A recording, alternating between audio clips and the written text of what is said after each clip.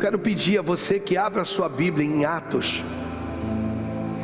no capítulo 19, a partir do versículo de número 13. Atos dos Apóstolos, o capítulo é o 19, o versículo é o de número 13.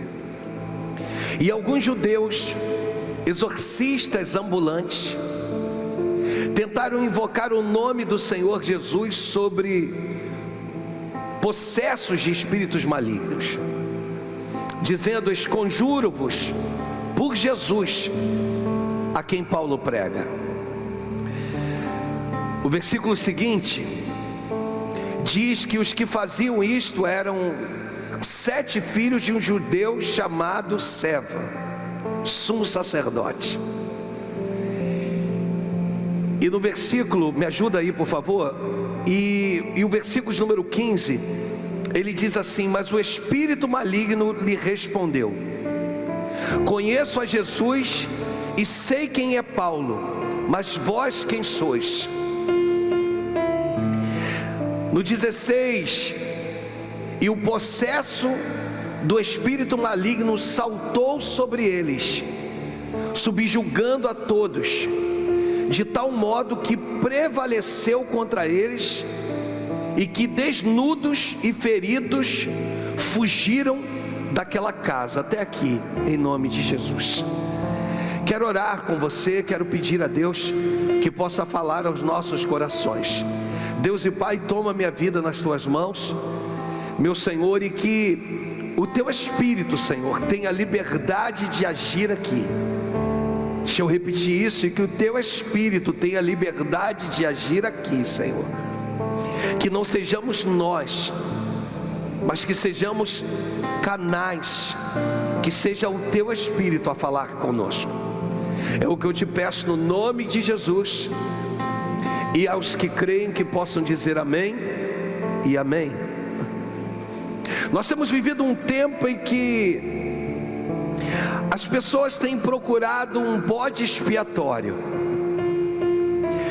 As pessoas têm procurado uma maneira de tentar achar um culpado para esse tempo de praga, para esse tempo de vírus. É muito simples quando eu consigo achar um culpado. É muito simples quando eu consigo atrelar esse tempo que nós estamos vivendo ao que a China faz em relação aos alimentos, ao que come. Só que o problema que nasceu lá, que pode ter sido levantado ou não pela atitude deles em devoção a outros deuses, nós também entendemos e nos perguntamos o porquê que isso também nos sobreveio.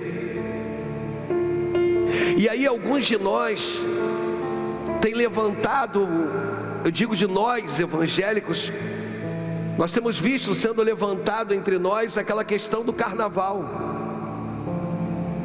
E algumas pessoas estão procurando alguém para dizer assim: o culpado foi o fulano, o culpado é essa geração, o culpado são aqueles que se levantaram contra o Deus vivo, e que Deus agora de uma certa forma está punindo a todos. E fica-se uma pergunta no ar: de quem é a culpa? E a gente fica se indagando quanto a isso, ou o que fazer diante dessa praga, diante dessa situação. E quando na verdade dificilmente fazemos uma introspectiva, porque é difícil falar de mim mesmo, é difícil olhar para dentro de mim e perceber as falhas que existem aqui dentro.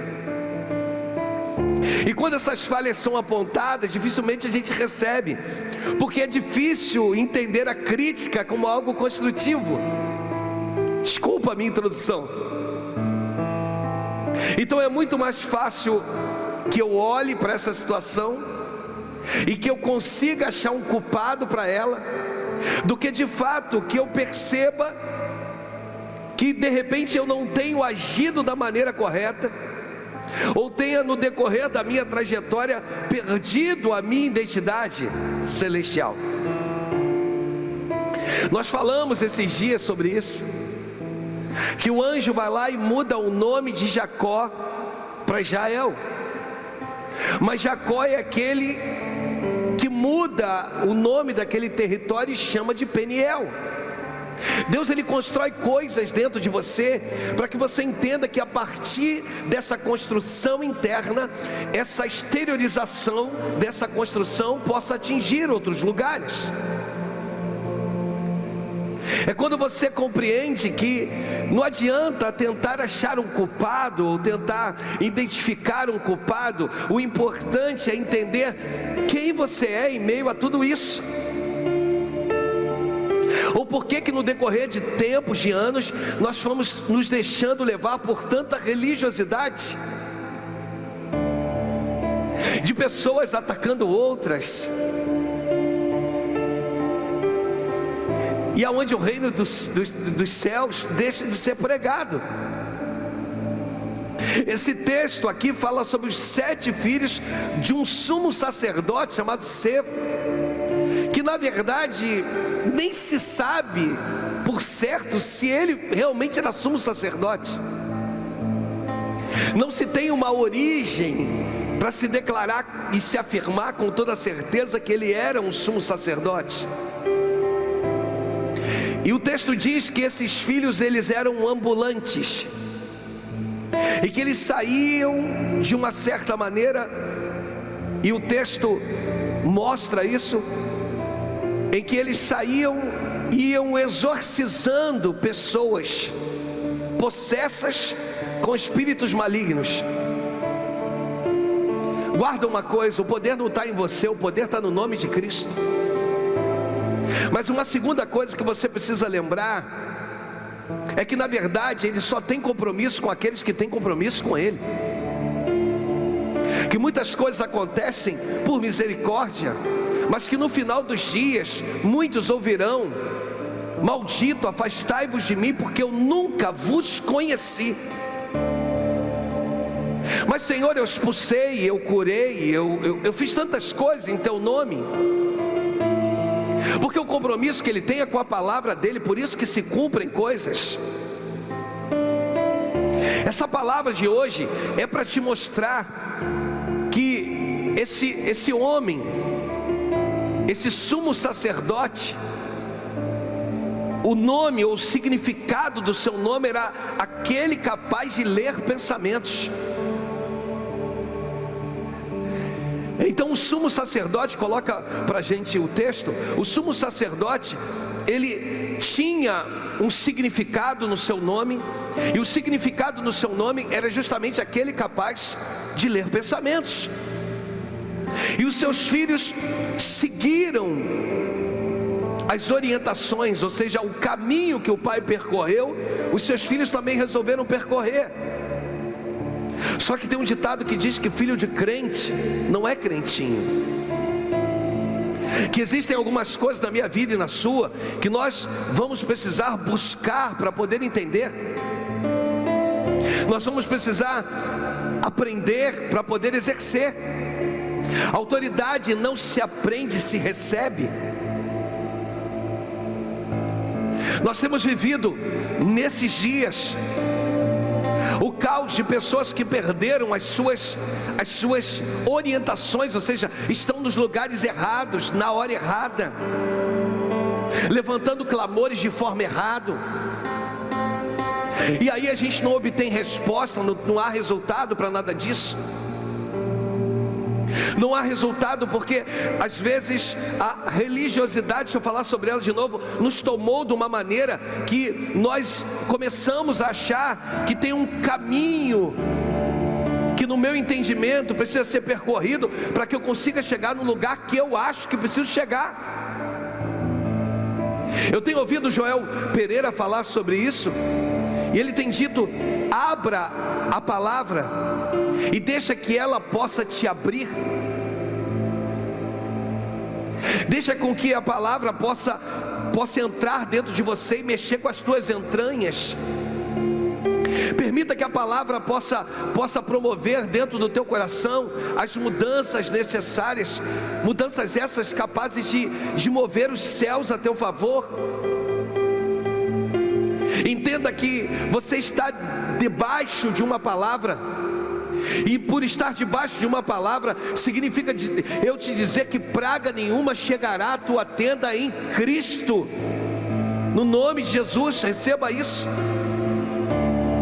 Essa igreja, ela precisa de fato aprender algumas coisas. Deus não trabalha com formas, Deus trabalha com formas. Paremos de tentar manusear a presença de Deus da forma que você acha que deveria de ser, ou da forma que você acha que você aprendeu no seu seminário teológico. Ele é soberano, Ele age da forma que Ele quer, do jeito que Ele quer, Ele usa quem Ele quer. E nós precisamos estar na dispensação desse Espírito. Não existe jeitinhos, mas sim pessoas que são direcionadas pelo Espírito Santo. Esses filhos acharam que poderiam fazer do jeito deles. Os demônios, ou o demônio, estava dizendo, em outras palavras, que aqueles homens não tinham o direito de usar o nome de Jesus, pois não tinham autoridade por Deus concedida. Eu quero falar a respeito disso, quem somos de fato, quem você é. E sobre essa necessidade de recuperar a identidade perdida. Sabe por quê, amados? Porque quando a coisa aperta, as pessoas glorificam. Eu gosto de fazer esse adendo, e já fiz inúmeras vezes, vou fazer de novo. Eu vi minha mãe num estado terminal de câncer, chorando e dizendo: Deus, me dá mais uma chance. Se o Senhor me der mais uma chance, eu vou pregar o teu evangelho, eu vou falar de ti. E Deus não deu. Não significa que não tenha salvado, mas não deu. O que eu quero te dizer é que no tempo do teu desespero, muitas palavras saem da sua boca. No tempo do seu desespero, você quer que as coisas funcionem do jeito que você gostaria. Deus está dizendo: eu estou no controle dessa situação. Descansa o teu coração, não tem jeitinho. Se eu resolver fazer, eu farei. Se eu resolver soltar, quem é que pode manter aprisionado? Se eu te libertar, quem é que vai poder te aprisionar? O Espírito hoje quer nos pegar e quer nos motivar, quer nos mostrar algumas coisas. Em Números, lá no capítulo de número 16, nós vamos ver que se levanta uma rebelião contra Moisés. E essa rebelião que se levanta contra Moisés, através de Corá e de outros, Moisés tenta de todas as maneiras amenizar aquela situação, até que Deus vai lá e extermina aquelas pessoas. Se eu for pegar esse texto lá no versículo de número 41 do texto, eu vou aprender nesse versículo que no dia seguinte, aonde o povo deveria de estar mais aquebrantado, aonde o povo deveria de ter uma noção melhor da soberania de um Deus, no dia seguinte, diz o texto, mas no dia seguinte toda a congregação dos filhos de Israel murmurou contra Moisés e contra Arão. Sabe, irmãos, às vezes nós não temos noção o poder de uma murmuração. Nós não temos noção de que muitas das vezes podíamos, sabe, estar em outros níveis e outras escalas de crescimento, mas a murmuração tem me aprisionado, ela tem me travado, ela tem me impedido. Eu lembro no início do meu ministério, irmãos, Você que está me vendo, me assistindo, quantas reuniões ministeriais nós fazíamos, e tinha sempre o grupinho que saía dizendo o seguinte: olha, eu só concordo com 50% do que o pastor falou. Essas vidas continuam concordando com 50% dos seus pastores, mas são vidas, desculpa te falar, arruinadas espiritualmente, porque se levantam contra ungidos do Senhor. No dia seguinte, depois de tudo que aconteceu no capítulo 16, tinha que ter um povo que se rendesse ao Senhor através de Moisés e Arão, mas esse povo agora murmura. Esse povo agora está dizendo assim: vós matastes o povo do Senhor, que muitos morreram. Aí olha o que diz os versículos subsequentes, olha o que diz: ajuntando-se o povo contra Moisés e Arão, virando-se para a tenda da congregação, eis que a nuvem a cobriu e a glória do Senhor apareceu. Não adianta eu ficar olhando para os incidentes, não adianta eu ficar olhando para os números, não adianta eu ficar olhando de onde surgiu o problema. Se o problema foi um povo no carnaval que de fato cometeu erros, nós estamos tentando achar um culpado para tudo isso. E eu ainda quero te dizer que Deus perdoa o tempo da ignorância. De repente essas pessoas que estão cometendo esses erros, ou que cometeram esses erros, elas não conhecem Jesus como você conhece. O peso disso na minha vida, da murmuração na minha vida e na tua, é um outro totalmente diferente. De quem botou um Jesus na cruz, de quem sem o conhecer coloca ele como num gênero afeminado. Sabe, irmãos, vamos orar por eles, vamos buscar por eles. O jejum correto é aquele que arrebenta as ligaduras do inferno. É isso que Deus quer do povo, é isso que Deus quer de mim, de você. E o texto diz que a nuvem a cobriu e a glória do Senhor apareceu. Aí os versículos seguintes, o texto vai dizer que vieram, pois, Moisés e Arão perante a tenda da congregação. Então falou o Senhor a Moisés dizendo: levantai-vos do meio desta congregação e a consumirei no momento. Então se prostraram sobre o seu rosto. Deixa eu explicar aqui que eu quero falar sobre isso. Nós vamos mudar a versão desse versículo 5. Nós vamos levá-lo à nova tradução, na linguagem de hoje, para você entender tudo isso, para você compreender a importância da nova tradução nesse texto. O texto diz o seguinte: saiam do meio desse povo, pois vou destruí-lo agora mesmo. E aí Moisés e Arão se ajoelharam e encostaram o rosto no chão. É um Deus tão poderoso que Ele fala e age de forma instantânea. Ele fala e age. Olha o que diz o versículo 46. No versículo 46 diz o seguinte: Moisés disse a Arão: pegue o seu queimador de incenso, ponha nele algumas brasas do altar e jogue incenso em cima delas, e vá depressa até o lugar onde o povo está e ofereça o sacrifício para conseguir o perdão dos pecados dele depressa. A ira do Senhor apareceu e já começou a epidemia.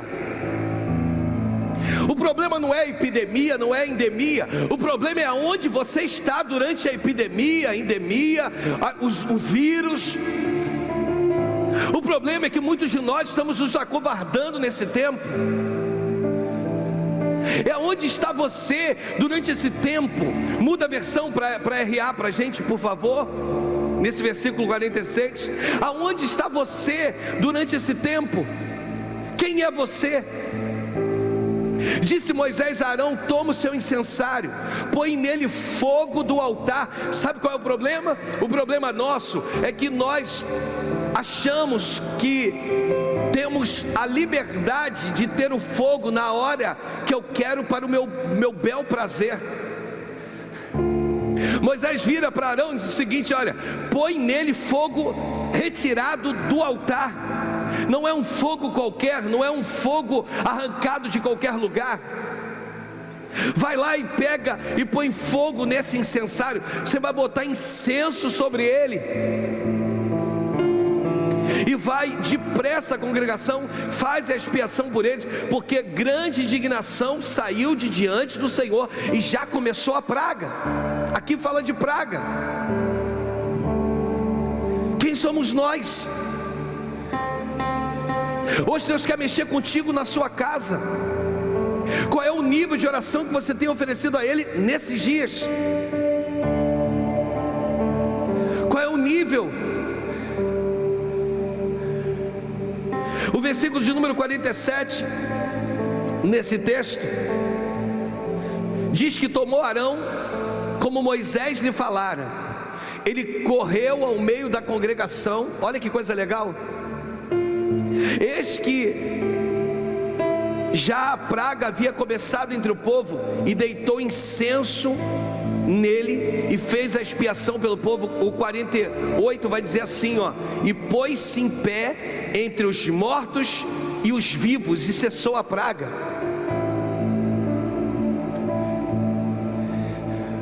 A religiosidade tem tomado conta de nós,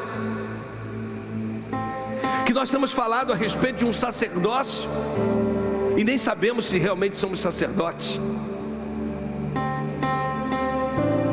Arão vai lá e se pôs de pé entre os mortos e os vivos.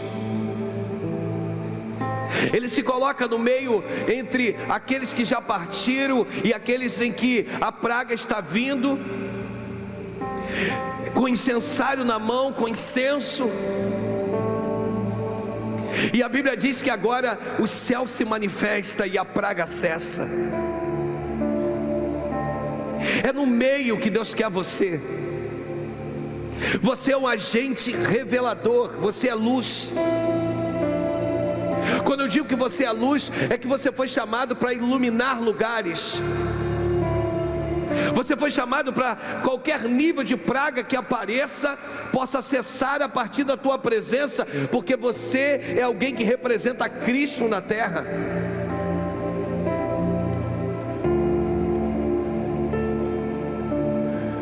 Não tenha medo, represente Cristo. Eu quero saber se o seu vizinho te pedir oração, se você não vai fazer. Não tenha medo, entra, assuma a sua posição, a sua identidade, que foi corrompida no passar de anos, de um nível de intimidade que de fato talvez achamos que temos e não temos. Compreenda algo: Deus é aquele que sonda corações.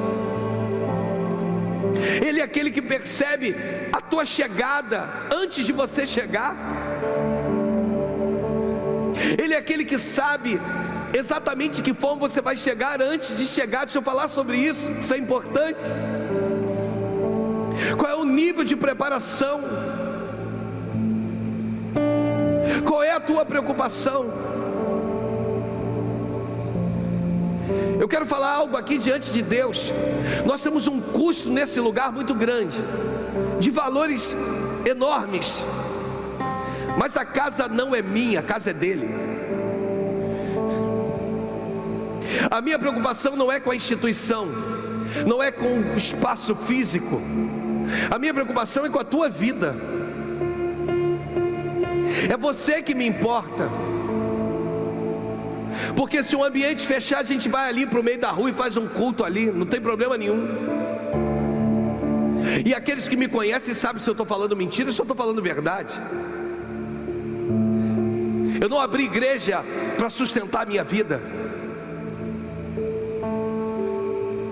Nós não abrimos, nós abrimos porque foi uma visão que Deus nos deu. E desde o dia que Ele me deu essa visão, eu aprendi a me colocar no meio.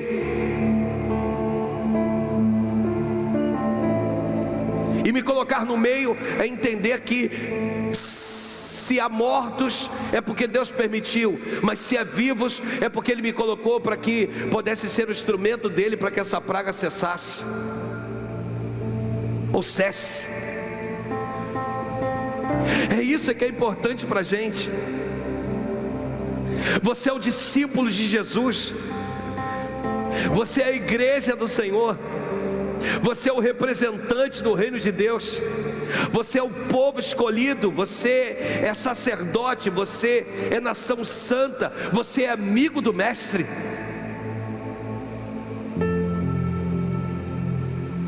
À medida que a coisa começa a se levantar, à medida que Deus fala com Moisés e age de forma instantânea, Moisés toca em Arão e diz: Arão, vamos correr, rapaz. Corre, pega o incensário, pega fogo, pega a brasa viva do altar, coloca dentro desse incensário e coloca incenso,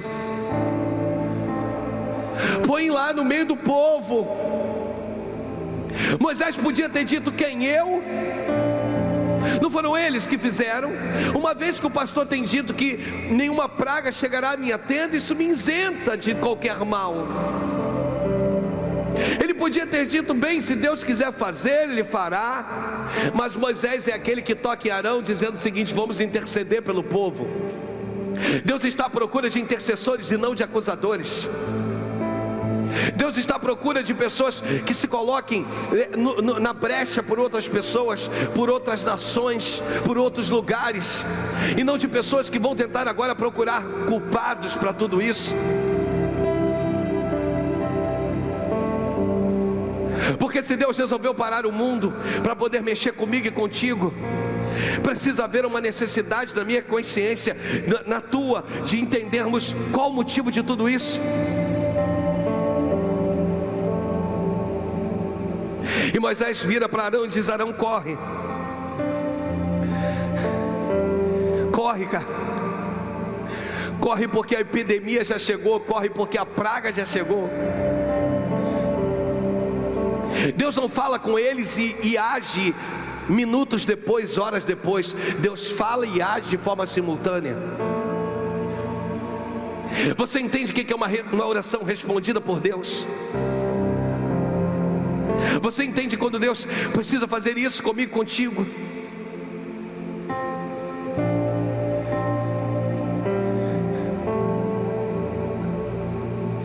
Os demônios viram e dizem: eu conheço a Jesus e conheço a Paulo, mas vós quem sois? Quem é você? Quem é você?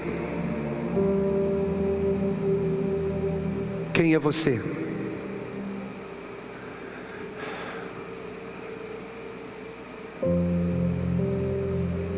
Quem sou eu? Nós somos filhos por adoção. Nós somos cidadãos dos céus e servos do Deus Altíssimo.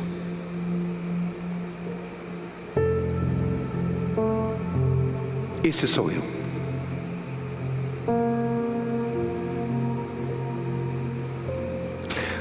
Vou falar uma coisa para você que está na sua casa. Isso aqui não difere nada de um culto com pessoas. Você sabia? Ah, mas um culto com pessoas, ele é mais motivador. Se subirmos sem a presença, de nada nos adiantará. É isso que nós precisamos entender.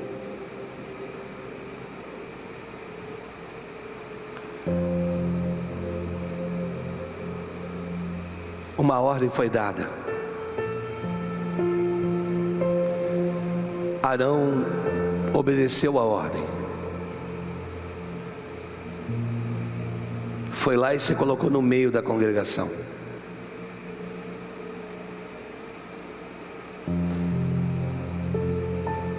Levou um incensário.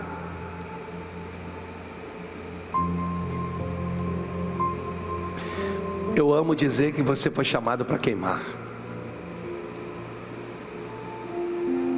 Amo isso. Foi chamada para queimar.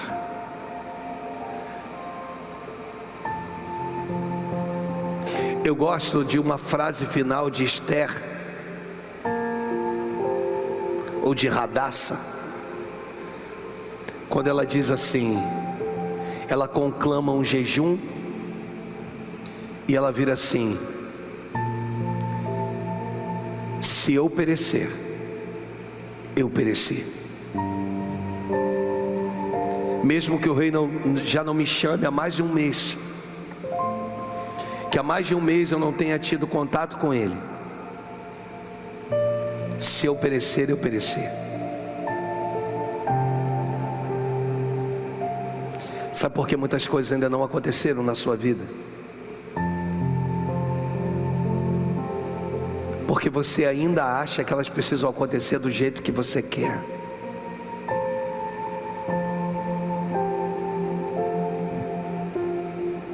Vem cá.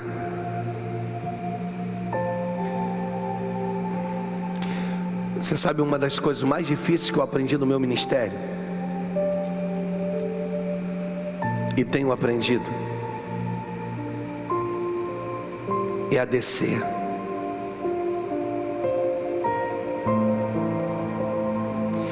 Guarda uma coisa no teu coração. Não é o fato de muitos estarem ao seu redor dizendo que concordam contigo,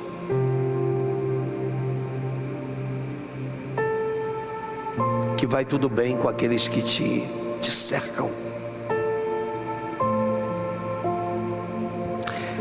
Sabe o que eu tenho feito durante esses dias? O que eu nunca fiz com frequência.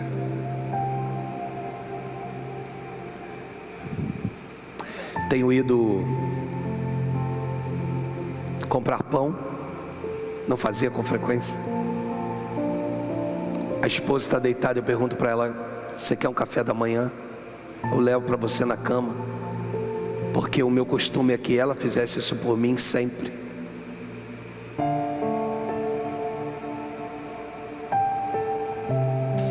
E aí eu pergunto: você quer uma vitamina? Você quer pãozinho na chapa? Você quer bolo?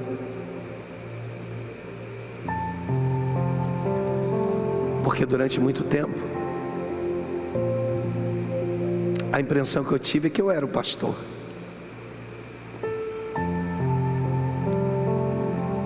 Eu era o centro. Até que eu descobri que o centro não sou eu, o centro é ele. E que hoje eu estou e amanhã pode ser que eu não esteja.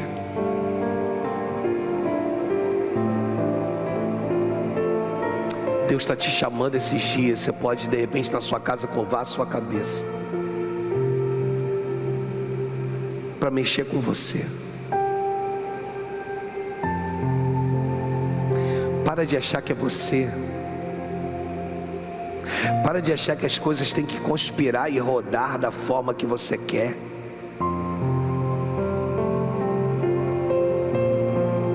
É igual aqui, eu prego, mas tem toda uma equipe por trás. Se o cinegrafista, nosso amigo da mídia, Ari Kermes, dissesse assim: não quero filmar, não quero fazer. Se os meninos da mídia disseram: não vamos fazer, como é que eu faria? Assim é comigo, assim é com louvor. Se vocês decidirem não vir, Pastor Eduardo, por mais talento que tenha, não vai conseguir oferecer o melhor para vocês. Vamos descer.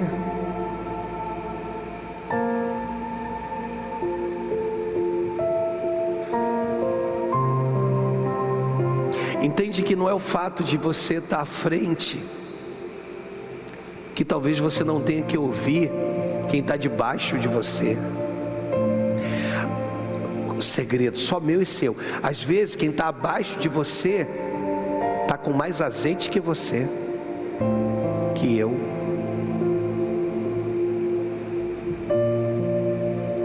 Está mais pronto que eu, que você. Deus tem olhado do alto, tem se agradado mais dele do que nós.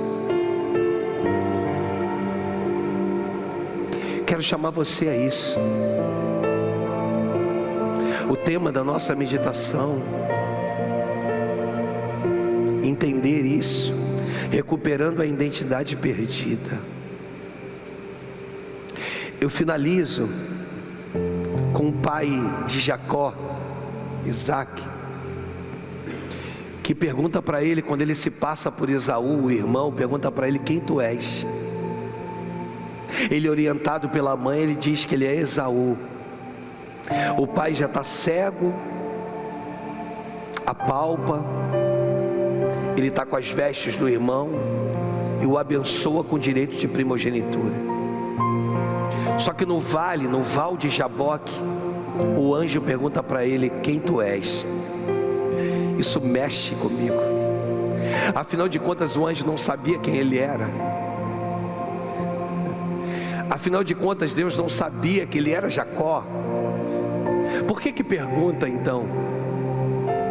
Pergunta porque aquela pergunta transformaria a vida dele. Eu fico tentando entender, 20 e tantos anos depois da sua saída da casa dos seus pais, aquilo remoendo Jacó, sabe? Meu pai perguntou quem eu era, eu, ao invés de falar que eu era Jacó, eu disse que eu era Esaú. De repente você está vivendo nesse tempo. Aí o anjo pergunta para ele: quem tu és? Aí ele diz: eu sou Jacó. Eu sou aquele enganador, usurpador. Aí o anjo vira e diz para ele assim: já não te chamarás mais Jacó, e sim Israel. E muda o nome dele. Isso é que é importante para nós, irmãos. É recuperar a identidade perdida. Somos filhos. Faça talvez essa noite como filho pródigo. Levanta dos seus achismos, do meio dessas vargens que os porcos comiam. Porque às vezes tu acha, foi igual uma postagem que eu vi hoje: olha, você tem tanto dinheiro que você não pode sair de casa. Você tem um carro bonito, mas você não pode andar nele. Você tem que ficar em casa. E às vezes o que eu acho que eu tenho, na verdade eu sou pobre, miserável, cego e nu.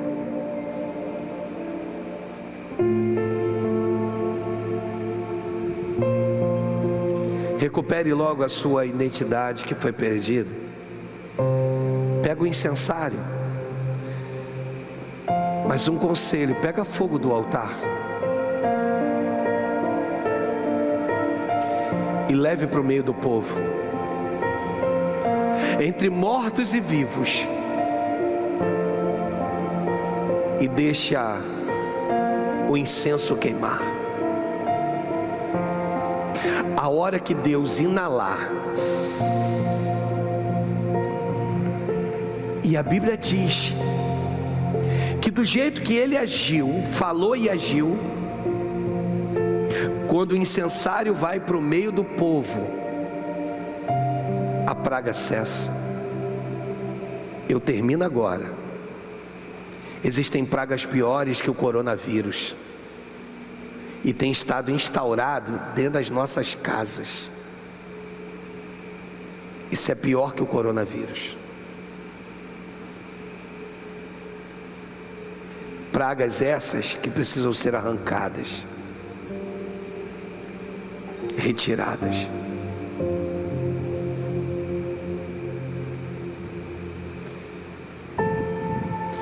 Que só serão retiradas quando um povo forte, valente, tiver um grau de humilhação, se humilhar. Porque eu aprendo com a Bíblia que diz que os humilhados serão exaltados. Antes de Deus fazer cessar a praga externa, que Ele hoje esteja fazendo cessar a praga de dentro da tua casa, de dentro das nossas casas, no nome de Jesus. Que Deus abençoe a sua vida.